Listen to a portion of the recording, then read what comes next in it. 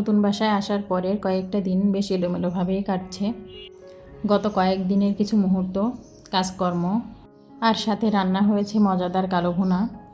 আমাদের নতুন বাসার এই দিনগুলো কেমন কাটছে চলুন ভিডিওতে দেখে নেওয়া যাক। আসসালামু আলাইকুম। আরও একটি নতুন ভিডিও দেখার আমন্ত্রণ জানিয়ে শুরু করছি আজকের ভিডিও। আমি জুই আছি আপনাদের সাথে। আশা করি যে যেখান থেকে দেখছেন সবাই সুস্থ এবং ভালো আছেন। আমরাও আছি আলহামদুলিল্লাহ। গত ভিডিওতে আপনাদের বলেছিলাম আমাদেরকে সাহায্য করার জন্য গ্রাম থেকে আমার আম্মা এসেছেন। আমরা আসার পর আবার আমার একটা খালাম্মাও এসেছেন। বাসা পরিবর্তনের পর যেমনটা হয় চারিদিকে এখনও বেশ এলোমেলো অবস্থা। ভিডিওতে দেখলেই বুঝতে পারবেন সব কিছু। আর আমার আপুরা অবশ্যই জানবেন যে বাসা চেঞ্জ করার পর কী অবস্থা হয়। আমার ক্ষেত্রেও তার ব্যতিক্রম নয়। আমি যেহেতু আমার দৈনন্দিন জীবনের সব কিছুই আপনাদের সাথে শেয়ার করি, তাই এই এলোমেলো দিনগুলোর গল্পও শেয়ার করছি। একটু একটু করে ঘর গোছানোর চেষ্টা করছি। এদিকে রান্নাবান্না আমার আম্মা আর খালাম্মা দুজনে মিলে সামলাচ্ছিল, আর আমি একটু একটু করে ঘর গোছাচ্ছিলাম। তারাও আমাকে হেল্প করছিল। সবাই মিলেই আসলে চেষ্টা করছিলাম কাজটা যত দ্রুত শেষ করা যায়। আর আজকে কিন্তু রান্না করছে পেপুলি শাক। আমাদের এলাকায় এটাকে পেপুলি শাকই বলে, আপনারা কি বলেন জানি না। আর আমার আম্মা খালাম্মা দুজনেই খুব ভালো রান্না করেন। আমি আসলে গরুর মাংস রান্না করতে বলেছিলাম, কিন্তু আমার খালাম্মা বললেন কালো ভুনা করি, তাই আজকে কালো ভুনা রান্না করছে আর সাথে পিপুলি শাক আর গত দিনের তরকারিও আছে। তারা ওদিকে রান্নায় ব্যস্ত, আর আমি আপনাদেরকে আমাদের ঘরের এলোমেলো অবস্থাটা একটু দেখাচ্ছিলাম। বাসা পরিবর্তনের পর ঘর বাড়ির কী অবস্থা হয় সেটা তো আপনারা দেখতেই পাচ্ছেন। আমি আমার কাচের জিনিসগুলো আলাদা করে সব বের করে রেখেছি, আর যে কাপড় চোপড়গুলো দিয়ে মুড়িয়ে নিয়ে এসেছিলাম সেগুলো আবার আলাদা করে রেখেছি, এখনও ভাঁজ করা হয়নি। তাছাড়া আমাদের আরও কিছু সমস্যা ভোগ করতে হচ্ছে। এই যে বেডটা দেখছেন, এখানে বেড পাতাতে পারিনি এখনও এই রুমে। আমাদের বেডের নাটগুলো সব হারিয়ে গিয়েছে, কিভাবে জানি না। যারা খুলেছে ওনারা কোথায় রেখেছে, ওনারা বলছে এক জায়গার কথা, কিন্তু আমরা সেখানে খুঁজে পাচ্ছি না। কি হয়েছে আল্লাহ পাকই ভালো জানেন। আমার হাজব্যান্ড আবার যেখান থেকে খাট বানিয়েছিলাম সেখানে যোগাযোগ করেছে নাট পাঠানোর জন্য। খুলনা থেকে নাট আসবে, তারপরে এই খাট সেট করতে হবে। আর এই যে এটা আমার খালাম্মার কালো ভুনার ফাইনাল লুক। খেতে কিন্তু অনেক মজা হয়েছিল। আর আমার ফাতিমার মাথায় কিন্তু অনেক উকুন হয়েছিল, যার জন্যে তাকে ডাক করে দেওয়া হচ্ছে। আমার হাজব্যান্ড ফাতিমার চুলগুলো কেটে দিচ্ছিল। আসলে গত নির্বাচনের সময় আমার হাজব্যান্ডের তার উপজেলায় ডিউটি ছিল, তখন বাচ্চাদের মাদ্রাসাও ছুটি ছিল, তাই আমরাও চলে গিয়েছিলাম গ্রামের বাড়িতে ঘুরতে। তখন অবশ্য আমি ভিডিও করতাম না। সে সময় ফাতিমার মাথায় উকুন বেঁধে যায়। আমরা আসলে অনেক চেষ্টা করেছি উকুনগুলো ছাড়ানোর, কিন্তু সম্ভব হয়নি, তাই শেষমেশ ডাক করে দিলাম। আর এই যে আমরা সবাই মিলে দুপুরবেলা খাওয়া দাওয়া করে নিচ্ছিলাম। আর সন্ধ্যাবেলা একটু আমি আর আমার হাজব্যান্ড বাইরে গিয়েছিলাম। বাচ্চারা আবার বলে দিয়েছিল কেক নিয়ে আসার জন্য, তাই একটু খাবার দাবার নিয়ে এসেছিলাম ওদের জন্য। আর স্বপ্ন সুপার শপটা আমাদের বাসার একদম কাছেই। আমার হাজব্যান্ড আমাকে সেখানে নিয়ে গিয়েছিল, তাই একটু টুকটাক প্রয়োজনীয় জিনিস কিনে নিয়ে এসেছি। আর বাচ্চাদের জন্য এই খেলনাটাও নিয়ে এসেছিলাম। আর এখন যে ভিডিও ক্লিপটা দেখতে পাচ্ছেন, এটা আসলে পরের দিন সন্ধ্যায়। এই দিন আমার আম্মা খালাম্মা দুজনেই কিন্তু চলে গিয়েছিলেন। তারা থাকতে যেহেতু রান্নাঘরের সমস্ত কাজকর্ম তারাই করছিলেন, এজন্য আমি রান্নাঘরটা ভালোভাবে গুছিয়ে নিতে পারিনি। আর আজকে যেহেতু আমাকে করতে হচ্ছে, তাই একটু একটু করে গুছিয়ে নিয়েছি। আজকে সারা দিনই মোটামুটি ঘর গাছানোর কাজেই কেটেছে, এজন্য আর কোনো ভিডিও করা হয়নি।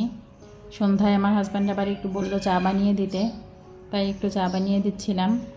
আর আপনারা যারা নিয়মিত ভিডিও দেখেন তারা কিন্তু জানেন আমরা চাটা সবসময় মধু দিয়েই খাই, তাই আজও মধুটাই দিয়ে দিলাম একদম আগের মতোই। আর আজকে যে কেটলিটাতে চা বানিয়েছি এটা রান্নাঘরের জন্য নতুন একটা জিনিস, আজকেই প্রথম ব্যবহার করলাম। আমার তো খুবই ভালো লেগেছে।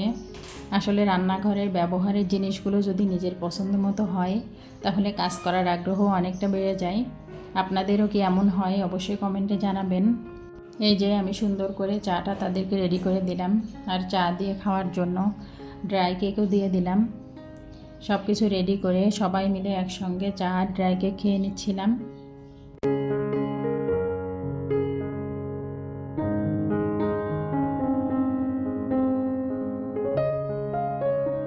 আর আমাদের বাসায় এখনও ওয়াইফাই লাইন আসেনি।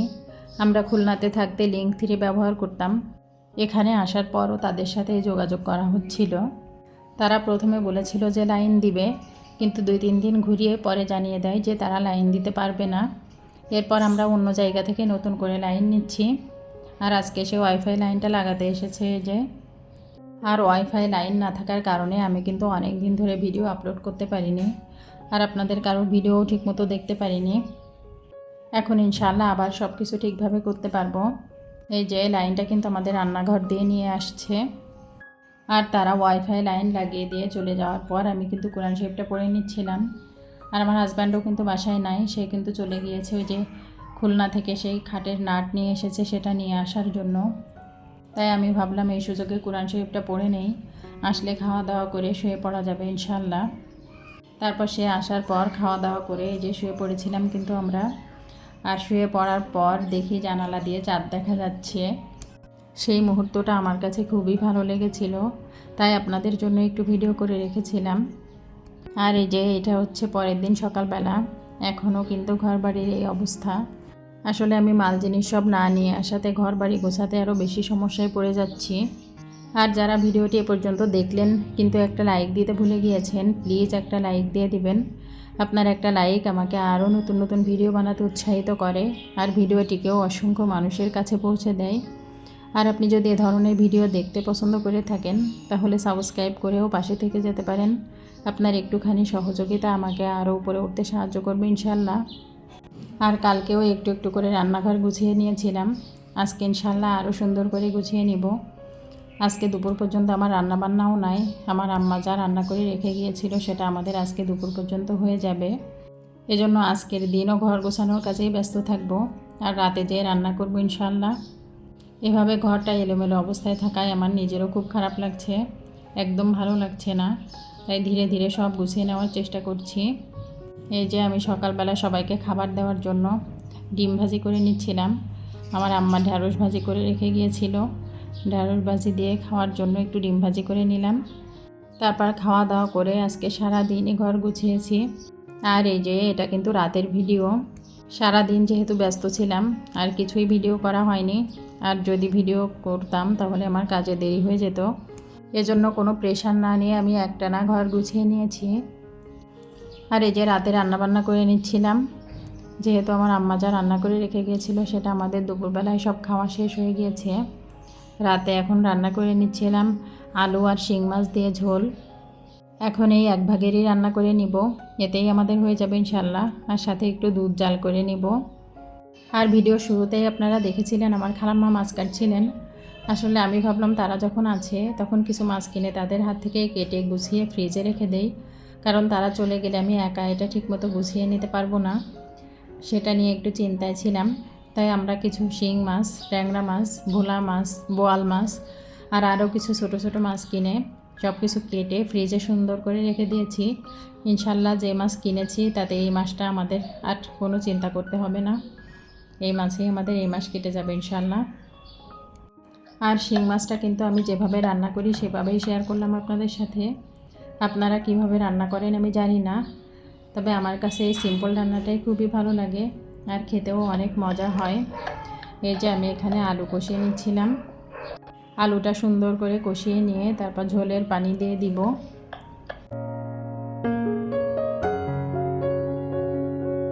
এই যে আমি ঝোলের পানিটা দিয়ে দিলাম।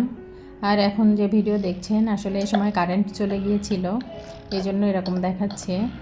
আমি মোবাইলে লাইট জ্বেলে ভিডিও করে নিয়েছিলাম, ভাবলাম কখন কারেন্ট আসবে, তো খুব দ্রুতই কারেন্ট চলে এসেছিল। আমি আলুটা সিদ্ধ হয়ে গেলে মাছটাও দিয়ে দিলাম। আর সব শেষে নামিয়ে নেওয়ার আগে একটু কাঁচা ঝাল দিয়ে দিব, এতে ঘ্রাণটাও ভালো হয় আর হালকা ঝাল হয়, এতে বাচ্চাদেরও খেতে সুবিধা হয়। আর আমি আর আমার হাজব্যান্ড ঝালটা একটু মেখে খাই। এই যে আমার রান্নাটা কিন্তু শেষ, এখন নামিয়ে নিচ্ছি। এই যে